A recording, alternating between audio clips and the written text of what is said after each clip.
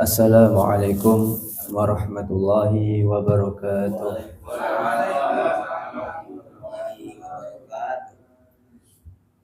Bismillahirrahmanirrahim. Alhamdulillahirabbil alamin.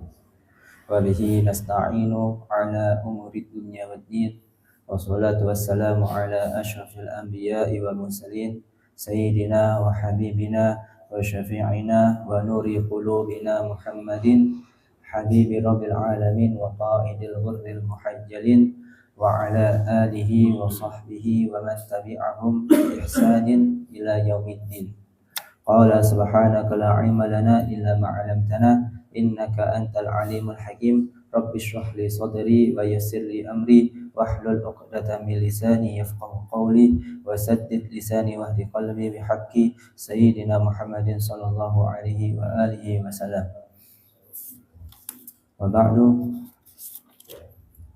yang sama-sama kami hormati, yang kami cintai seluruh jamaah Mushola Al-Hidayah. Semoga kita semua selalu mendapatkan hidayah, riayah dan inayah dari Allah Subhanahu wa taala. Dan tak lupa juga yang sama-sama kami hormati, yang kami ta'zimi, seluruh asatidzah, para ustazat, sesepuh bini sepuh, para pengurus, dan juga semua tokoh yang sama-sama kami hormati. Semoga semuanya selalu sehat walafiat, qabul segala hajat, dipermudah segala urusannya, terlebih khusus urusan dalam khidmah kepada umatnya Nabi sallallahu alaihi wasallam. Alhamdulillah, pada malam hari ini kita semua bisa duduk bersama dalam rangka mencari ridhonya Allah Subhanahu wa taala dan juga mengharap nazrah yang lebih dari Rasul sallallahu alaihi wasallam melalui kajian hadis yang akan kita baca bersama-sama, kita ambil faedahnya bersama-sama.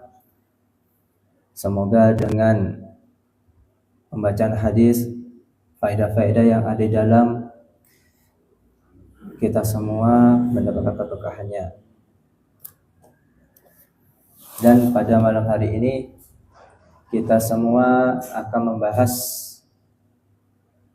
kitab hadis yang judulnya Lubabul Hadis, karangan dari kumpulan dari Al-Hafidz Jalaluddin Al-Imam As-Suyuti Hafidz rahimahullahu ta'ala rahmatan abrar. Dan kita sudah sampai ke bab yang ke-12. Bismillahirrahmanirrahim. Al-bab As-Sani Ashar, bab yang ke-12, fi fadilatil amaim, tentang keutamaan imamah. Imamah ini salah satu ciri khas yang sering kita dapati dari orang-orang Timur Tengah. Dan ini sebenarnya bukan ciri khas mereka secara pribadi, tetapi ini adalah merupakan ciri khas orang Islam itu tersendiri. Dan imamah ini perlu kita ketahui bersama,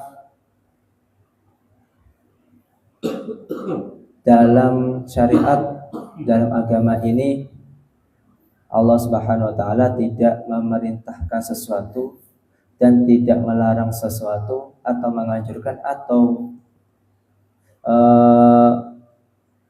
meminta untuk ditinggalkan, kecuali karena di situ ada suatu hikmah, ada suatu sir rahasia yang mana di situ kembali bagi orang yang melakukannya atau yang meninggalkannya sesuai dengan arahan dari agama ini. Dan di antara hal yang diperhatikan oleh agama ini adalah imamah.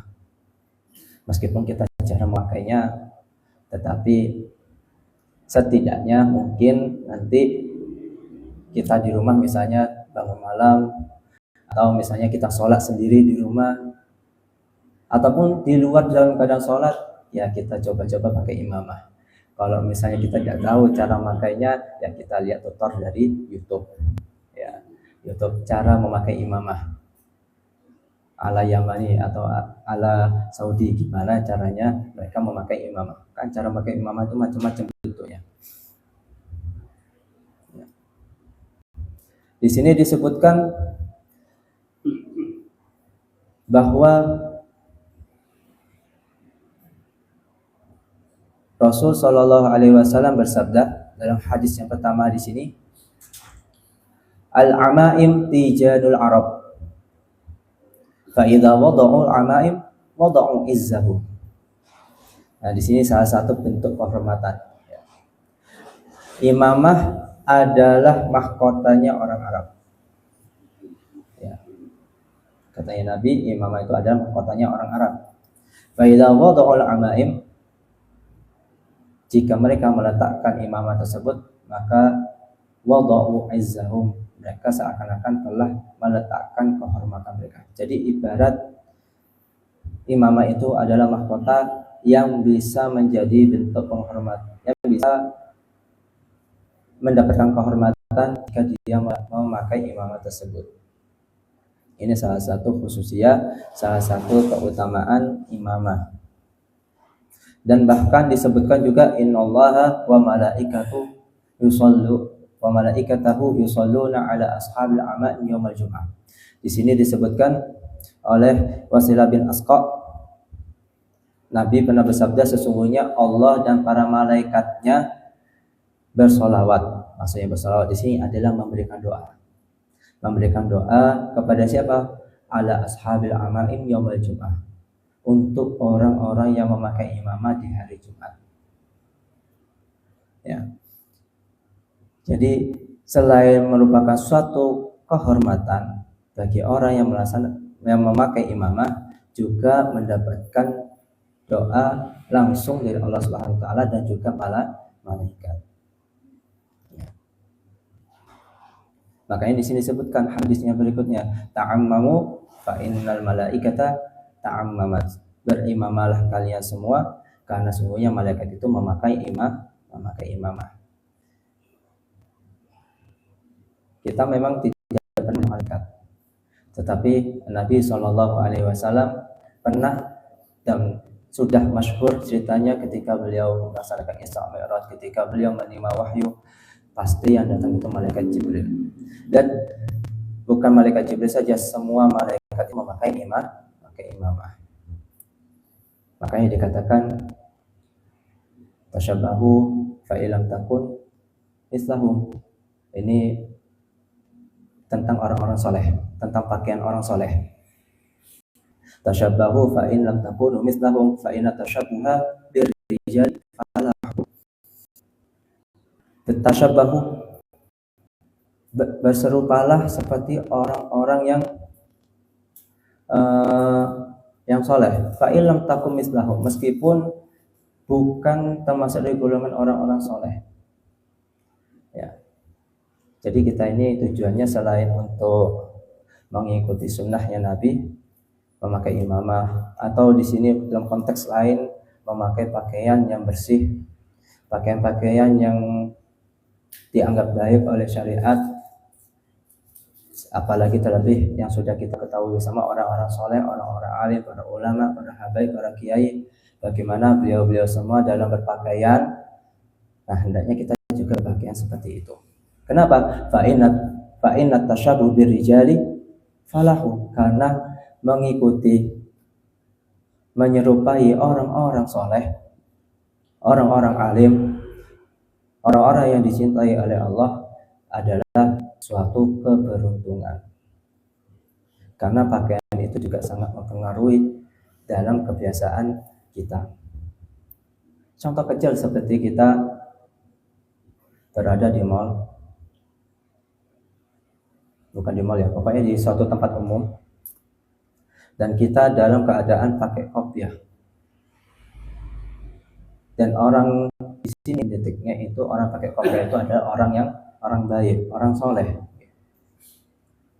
kita memakai kopiah atau memakai kerudung misalnya untuk bagi yang perempuan.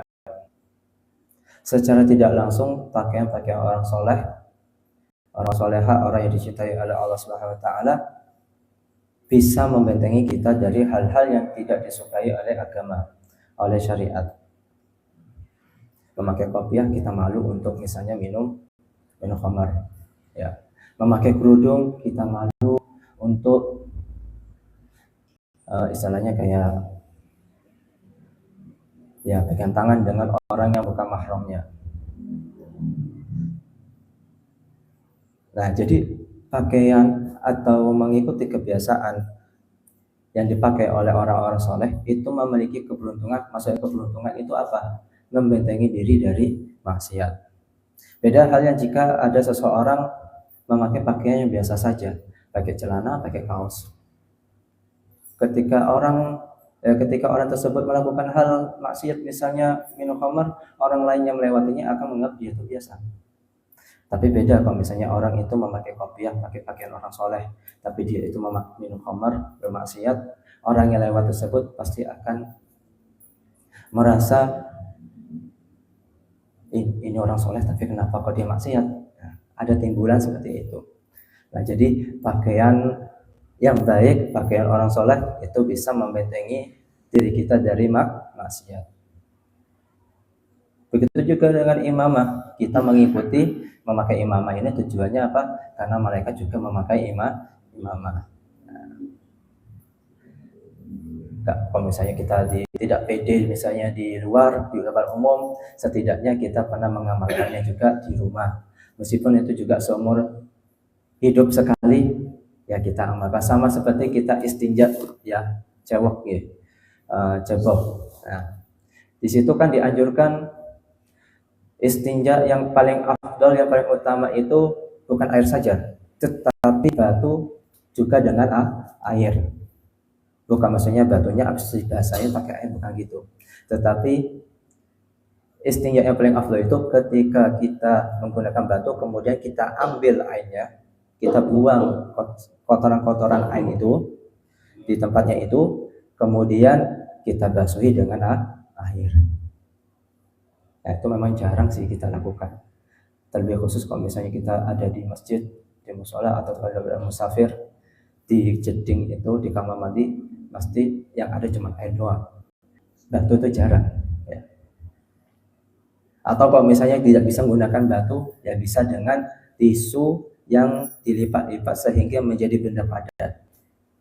Nah, kita amalkan juga meskipun cuma sekali seumur hidup. Yang penting kita bisa merasakan apa yang sudah dianjurkan oleh Nabi. Sama imamah gitu juga. Kalau saya pribadi, Al-Fakir, di tempat saya belajar dulu, ya di Dalwah, itu diwajibkan imamah. Sholat 5 waktu wajib pakai imamah. Ketika belajar seperti ini istilahnya halaqah. Halaqah itu dilaksanakan setiap habis maghrib sama habis subuh. Nah, kita semua di masjid itikaf sambil dengar guru kami itu ngajar kitab. Nah, di situ kita diwajibkan pakai imamah. Kalau misalnya tempatnya memang mayoritas seperti itu, ya kita pede saja. Tapi kalau misalnya seperti di tempat sini, ya kalau misalnya pede ya nggak apa-apa. Tapi kalau misalnya malu-malu ya terserah ya. Ini juga hukumnya sunnah, ya. Sunnah bukan suatu yang wajib.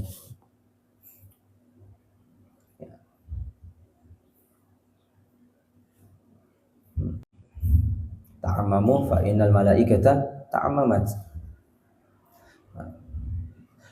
Hadis berikutnya disebutkan rakaatan bi imamah khairum min 70 rakaah bila imamah.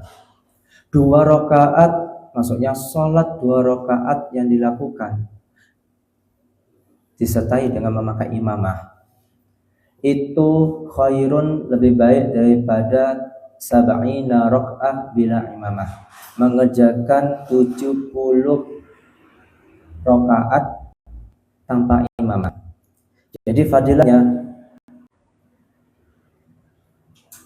Jika kita memakai imamah ketika sholat, maka pahala yang kita dapat bukan satu kali sholat itu aja, tetapi 70 kali lipat, 70 rakaat. Dihitungnya 70 rakaat telah melaksanakan sholat. Sama seperti siwak. Siwak itu rakaatain bisiwak khairun min sab'ina raka'ah bila siwak. Memakai siwak, sholat dengan memakai siwak itu lebih afdal daripada sholat 70 kali tanpa pakai siwak. Ya. Ini dari sebatas keutamaan pahala bagi orang yang memakai imamah.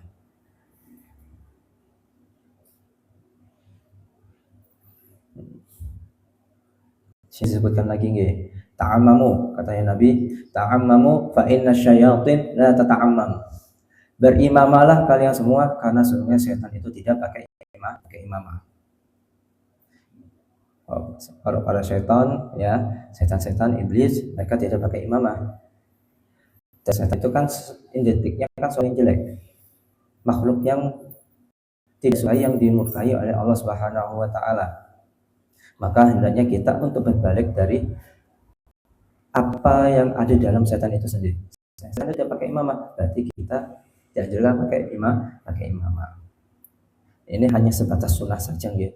Bukan berarti ini jadi hukumnya wajib. Kalau misalnya nggak pakai imamah, soalnya nggak sah, bukan gitu. Ini hanya segi keutamaan saja.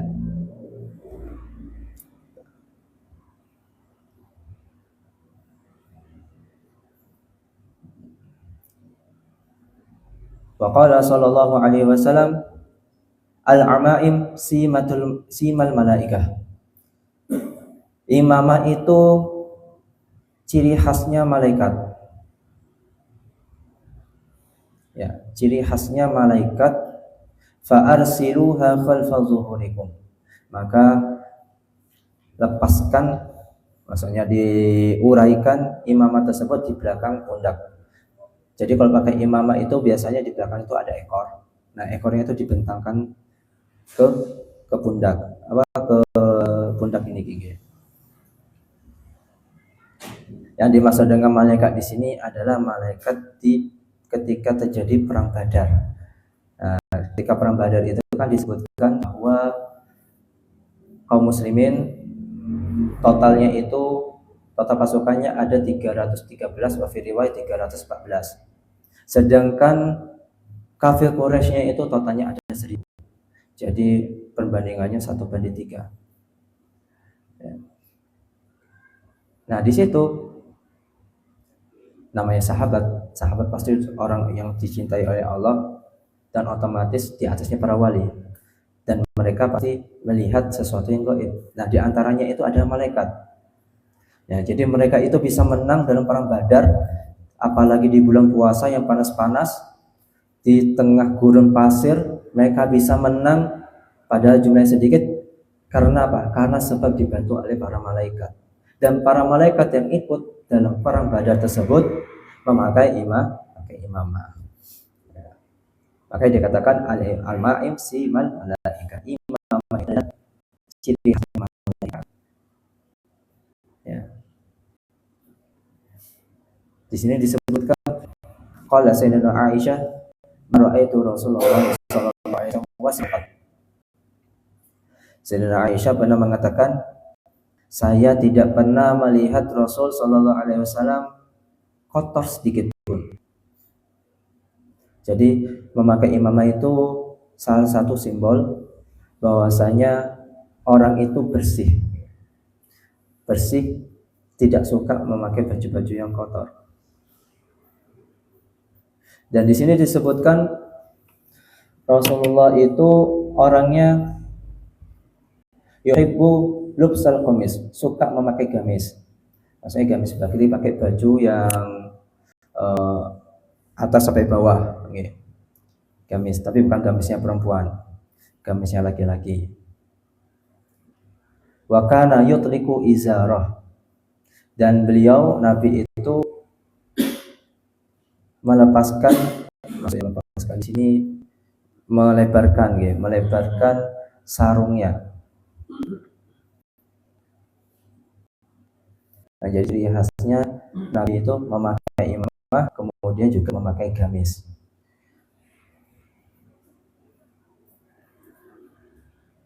Nah, ini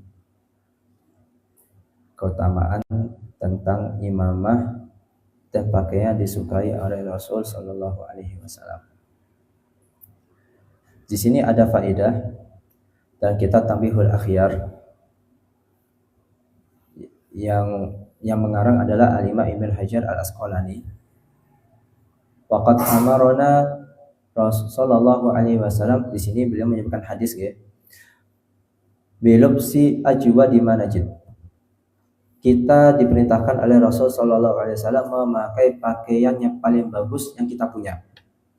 Jadi kalau misal pakai baju itu kita tidak dipaksa untuk membeli baju yang bagus-bagus semuanya. Sesuai dengan kemampuan kita. Kalau misalnya kita mampunya beli baju yang harganya 100.000, ya kita beli baju yang harga 100.000. Kalau misalnya kita mampunya beli harga baju yang 50.000, ya kita beli baju yang harganya 50.000. Cuma kita pakai baju yang sesuai kemampuan kita, yang paling bagus, yang cocok untuk kita. Karena ini suatu perintahnya Nabi Shallallahu Alaihi Wasallam. Ini diperhatikan oleh syariat, masalah pakaian.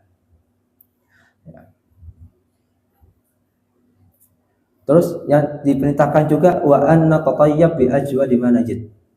Kita dianjurkan, diperintahkan untuk memakai wangi-wangian yang paling bagus yang kita punya. Ya.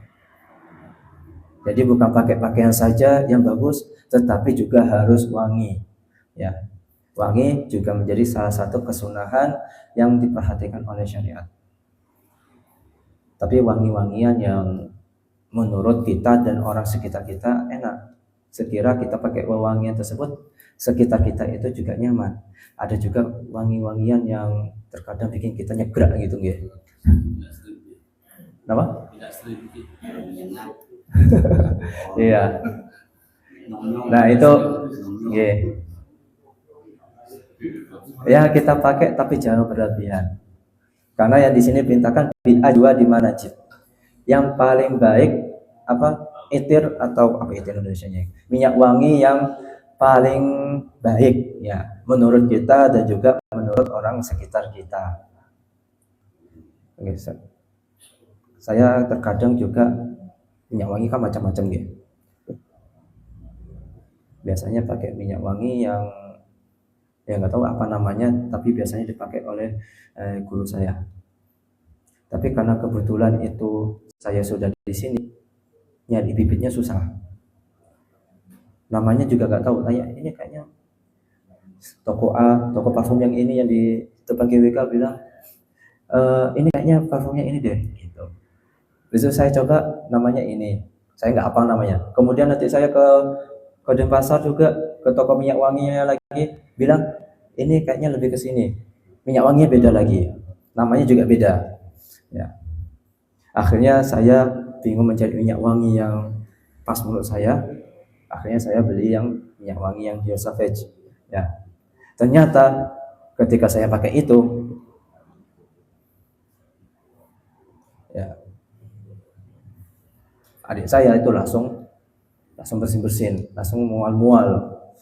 Adik saya gitu, kan perempuan. Ya. Adik saya, adik kandung. Nggih, adik kandung.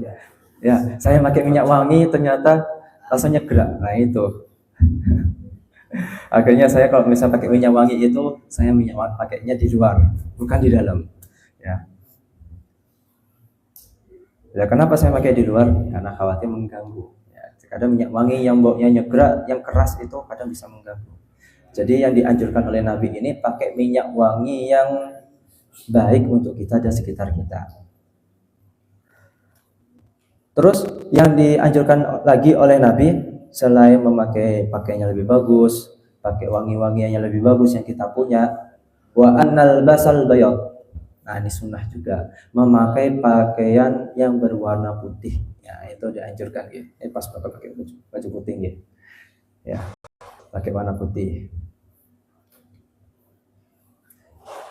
Makanya dikatakan ilbasu siyabakum al-bayad. pakailah pakaian yang warna putih ya. Karena putih itu identik dengan suci ya, dan apa yang ada dalam diri kita itu bisa mempengaruhi ke dalam hati kita. Kalau misalnya pakaian kita selalu yang kita pakai itu warna putih, insya Allah hati kita itu akan ikut putih juga. Ya, kata ya.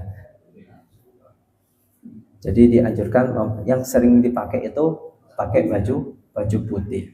Bukan berarti warna yang lain tidak diperbolehkan, boleh, hanya saja ya tidak sering-sering juga ya. Ya terkadang kita pakai baju warna hitam. Saya lebih senang warna gelap biasanya, warna hitam, warna dongker ya. Karena itu lebih ya terkadang itu lebih tidak gampang kotor. Tapi yang dianjurkan, yang disunahkan pakai baju putih. Saya punya guru ya, namanya Habib Mustafa Ba'bud di Kediri, Jawa Timur. Allah yahfadhu, insyaallah. Beliau itu ketika ada santrinya, beliau itu memang terkenal ketat kok untuk masalah syariat. Kalau misalnya andaikan ada yang agak beda gitu, beliau langsung negur. Ya. Pernah suatu ketika ada teman saya, bukan saya, alhamdulillah. Kebetulan waktu itu saya pakai baju putih. Ada teman saya itu dia kausan bajunya itu loreng-loreng ya. Lorengnya banyak. Nah, beliau itu saking perhatiannya agar santrinya nggak terbiasa pakai baju-baju yang aneh-aneh, langsung ditegur di tempat. Diganti baju ini, gitu. Jangan pakai baju yang loreng-loreng, nanti hatinya ikut loreng-loreng juga. Dan sekitar itu, habis itu dia langsung kamar mandi ganti baju warna yang putih atau yang warna polos itu. Nah, tapi bukan berarti kita pakai baju yang berwarna itu tidak diperbolehkan. Enggak masalah, kita mau pakai baju warna yang kita sukai, silakan. Hanya saja ini kalau misalnya dari agama, dari Nabi sendiri, beliau lebih senang pakai baju warna putih. Dan Rasul sendiri itu juga pernah memakai baju yang berwarna gitu. Ada syair, tapi saya gak hafal syairnya di situ. Ketika Rasulullah SAW itu memakai jubah warna hitam. Kemudian dan kebetulan beliau pakai rida warna merah tua, merah marun. Ya. Dan rambutnya beliau itu juga terurai. Rambutnya beliau waktu itu posisinya rambutnya panjang. Kemudian sahabat yang melihat dari belakangnya beliau mengatakan, ya, alangkah saya tidak pernah melihat warna yang lebih bagus melainkan warna merah yang dipadukan dengan warna hitam, dan itu Rasul sendiri yang memakainya. Nah itu. Kalau bentuk syairnya saya kurang nggak hafal ya, tapi artinya itu. Ya, jadi menunjukkan Rasulullah itu bukan setiap hari pakai warna putih, kadang juga beliau pakai baju warna-warni. Ya.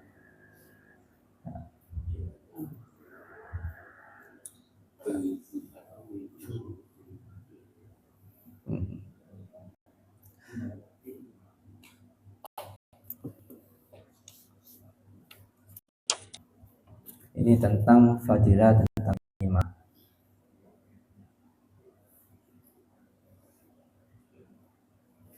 Wallahu a'lam bishawab. Mungkin ada yang mau nanya gitu tentang pembahasan ini, udah habis.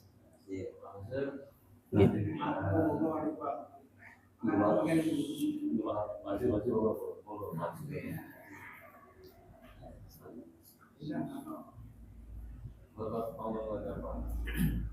Mungkin ada yang mau bertanya. Di luar tema. Assalamualaikum warahmatullahi wabarakatuh. Waalaikumsalam warahmatullahi wabarakatuh. Ini perihal sholat. Saya salah satu imam. Waktu itu kan kalau rukun itu kan Al-Fatihah. Ya. Ada salah satu jamaah itu gara-gara imam membaca ada huruf di surat, itu membaca surat itu menegurnya gara-gara huruf itu jadi salah huruf, menegurnya kurang etis lah menurut saya. Dengan kalau sebenarnya kalau masalah rukunnya sah kan, sah-sah saja sholatnya. Ya. Apa bisa dengan hanya sholat surat yang salah itu bisa membatalkan sholat, sampai imamnya itu ditegur nggak layak jadi imam segala macam. Ada selain itu gara-gara baca doa hurufnya salah aja, baca doa hurufnya salah aja. Nah itu kan kalau negurnya kayak begitu itu kurang, apalagi kalau negurnya nggak ada etikanya. Nah itu kan. Padahal itu kan hanya sholat yang bukan di rukunnya, gitu. Itu kan hanya sunnah. Kalau menurut Ustaz tadi kan itu kan hanya sunnah, Ya. tidak membatalkan sholat kan. Ya. Itu gimana tadi? Baik, ya, terima kasih. Tapi ini sesuai dengan pemahaman saya juga. Memang untuk masalah sholat, agar bagaimana sah sholat tersebut, yaitu dengan harus memenuhi rukun-rukunnya, syaratnya, dan tidak melaksanakan apa yang bisa membatalkan sholat atau bahkan yang merusak keabsahan sholat tersebut. Memang membaca surat-surat pilihan itu setelah baca Fatihah memang hukumnya sunnah dan hanya sebatas sunnah. Tetapi saya mohon maaf bukan berarti oh ini hanya sebatas sunnah, gak apa-apa ditinggalkan, bukan begitu gitu ya. Ada satu makalah, kalau nggak salah ini hadis, kalau nggak salah ini hadis atau enggak ini perkataan ulama. Artinya begini, barang siapa yang meremehkan sunnahnya, ini hadis Nabi ya, barang siapa yang melaksanakan sunnahku maka dia akan mendapatkan pahala, dan jika yang melihatnya dia juga dan dia mengajarkannya, dia juga mendapatkan pahala, dan orang yang mengerjakan tersebut ketika dikerjakan, orang tersebut yang mengajarkan juga akan dapat pahala. Begitu juga sebaliknya. Dan juga barang siapa yang meremehkan satu sunnah, ya sunnahku, maka dikhawatirkan ia akan meremehkan kewajiban. Itu ya, kewajibannya. Maksudnya kewajibannya apa? Contoh misalnya kita sholat, waktu kita masih kecil kita diajarkan oleh guru-guru kita, guru ngaji kita, bahwa sholat itu tidak boleh cepat-cepat, ya kan?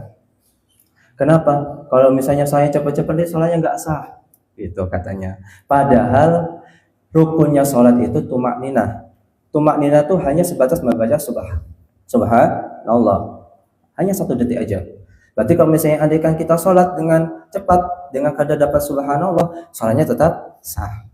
Tapi kenapa kok guru-guru kita mengajarkan kita dianjurkan untuk lebih lama lagi, dan mereka justru mengajarkan lama-lama, kalau misalnya sholatnya cepat bisa batal? Dikhawatirkan kalau misalnya kita sudah tahu itu hukumnya sunnah dan kita meremehkannya, kita dikhawatirkan untuk meninggalkan kewajiban. Ya. Jadi contoh kecil misalnya kayak surat, kita baca surat, kita misalnya kan kita menjadi imam dan kita membaca surat yang di situ ada makhraj hurufnya mungkin salah, atau mungkin fathahnya salah, muroahnya itu dan sebagainya, atau mungkin tajwidnya salah. Memang tidak membatalkan sholat, tetapi Kalau andaikan makharijul huruf terutama ya, atau lagi harokat, ketika dibacanya itu salah, dikhawatirkan itu beralih makna. Ya, kalau misalnya maknanya itu tidak rusak. Kalau andaikan makna itu bisa rusak, bisa mengubah yang awalnya jadi jelek, ya naudzubillah, itu dikhawatirkan. Kalau misalnya kita benar-benar yakin itu bacaan kita benar, pada itu memang salah, itu bisa khawatirkan bisa murtad juga, naudzubillah. Ya, itu pentingnya kita untuk belajar makharijul huruf ya. Bisa semua kita bisa untuk mempelajarinya, karena Al-Qur'an itu adalah pedoman kita, kitabnya kita semua. Tetapi untuk mempelajarinya itu bagaimana, sekuat apa keinginan kuat kita. Ya gitu nggih maksudnya nggih. Jadi dikhawatir. Memang kalau pertanyaan apakah sholatnya batal? Tidak, sama sekali sholatnya batal. Hanya saja dikhawatirkan kalau misalnya kita tidak memperhatikan sunnah yang ada dalam sholat, kita bisa meremehkan kewajiban-kewajiban yang atau syarat rukun yang ada dalam sholat tersebut. Kalau misalnya kita sudah meremehkan, dikhawatirkan kita juga meremehkan sholat itu sendiri dan akhirnya ditinggalkan. Itu. Ya berarti sama halnya dengan imamah tadi. Kalau kita merujuk sunnah, kalau perintah Rasul itu kan berarti muakkad gitu ya. Iya, bukan ya. Jadi kalau bisa kan gini, ya kita berusaha untuk bagaimana menjadikan sunnah itu seakan-akan kewajiban gitu. Karena itu perintah Rasul. Ya berarti kalau menurut antum yang tadi itu kan sunnah kan gitu ya. Kalau sunnah itu kan boleh dikerjakan boleh tidak kan gitu. Berarti kan kalau kayak gitu kan alangkah baiknya tidak meremehkan kan seperti itu. Ya, satu lagi nggak ada tambahan juga. Imam itu adalah suatu panutan. Suatu panutan. Jadi setiap gerak-geriknya, setiap ucapan pasti akan diperhatikan oleh seluruh jamaah. Bukan hanya imam sholat, pemimpin pun juga gitu. Gerak-geriknya pemimpin, ucapannya pemimpin pasti bakal diperhatikan oleh semua rakyatnya. Nah, imam ini makanya jadi seorang imam itu juga harus diperhatikan, ya, diperhatikan mengenai tentang bacaan sholatnya, mengenai tentang hukum-hukum dari sholat yang dikerjakan. Kenapa? Karena dia itu ibarat si penuntun dari semua jamaah gitu ya. Tetap kita juga harus belajar. Kalau misalnya andaikan dia menyampaikan dengan secara tidak etis, mungkin ada sebab lain, saya juga nggak tahu. Apakah dia mungkin tidak tahu cara menyampaikannya, apakah mungkin ya maaf saja kalau misalnya ada seorang imam misalnya sudah diberitahu berkali-kali, misalnya andaikan, dan akhirnya itu masih tetap terulang, mungkin cara halusnya tidak bisa akhirnya dengan cara kasar ya. Jadi tetap kita ambil husnudzonnya aja dari dia, bukan berarti dia itu ingin merendahkan kita, enggak ada sama sekali merendahkan kita. Kita memang husnudzonnya kepada orang itu ya. Kita tidak boleh meyakini bahwa semua orang itu menjatuhkan kita, enggak ada. Tapi kita juga harus merasa, oh iya, saya kurang di sini, saya berarti juga harus lebih belajar lagi. Oh iya, ya kita dengarkan saja dengan baik. Kalau lagi itu benar, ya udah kita terima. Makanya kita membenahi itu. Apa salah kita menjawab lagi ya. Saya pribadi ya sering dapat masuk kamar jamaah ketika saya di ya, ada yang kurang dari jamaah, menurut jamaah ada yang kurang dari saya. Akhirnya dia memberitahu saya, oh kurangnya di sini. Ada hadis yang situ salah penyampaiannya. Oh iya, terima kasih banyak. Dari situ saya juga belajar.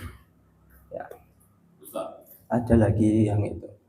Kalau untuk kalimat dikhawatirkan meremehkan, saya yakin seyakin-yakinnya semua imam yang berdiri di depan, imam kita lah, tentunya di dalam hatinya tidak ada mungkin niat untuk meremehkan. Nah, namanya juga manusia biasa, kadang juga biasa lah ya. Nah, kan sifatnya Allah juga Maha Pemaaf. Kalau terlalu dikoreksi banget, ya pasti temu kesalahan-kesalahan. Kalau yang tidak fatal, ya kan kita biasa-biasa saja lah. Gitu. Ya menyampaikan kan biasa-biasa saja dalam hal sholat. Tadi yang dimaksud janganlah kita terlalu mengoreksi imam terlalu dalam-dalam, karena dia juga manusia biasa. Untuk kalimat yang meremehkan, tapi saya yakin pasti tidak ada yang meremehkan, semua pasti. Iya. Nggih. Ya bisa. Intinya kita juga harus sama-sama belajar. Saya nggak tahu juga itu maksudnya bagaimana. Intinya saya cuma menerima apa yang disampaikan oleh yang bertanya gitu, nggih. Tapi kira-kira bisa dipahami, nggih. Ya, intinya kita juga harus sama-sama belajar. Ya, untuk orang lain bagaimana kita nggak usah memperhatikan dia. Ya. Mungkin ini yang saya sampaikan, yang bisa kita pelajari bersama. Semoga kita semua mendapatkan keberkahan, kita semua mendapatkan kemanfaatan dari hadis ini, bisa kita amalkan meskipun cuma sekali, masalah imamah. Ya.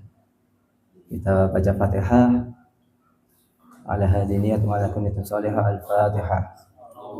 Bismillahirrahmanirrahim. Alhamdulillahirabbil alamin arrahmanir rahim maliki yaumiddin. Iyyaka na'budu wa iyyaka nasta'in ihdinas siratal mustaqim siratal ladzina an'amta 'alaihim ghairil maghdubi 'alaihim waladdallin. Amin. Kurang lebih mohon maaf. Wassalamualaikum warahmatullahi wabarakatuh.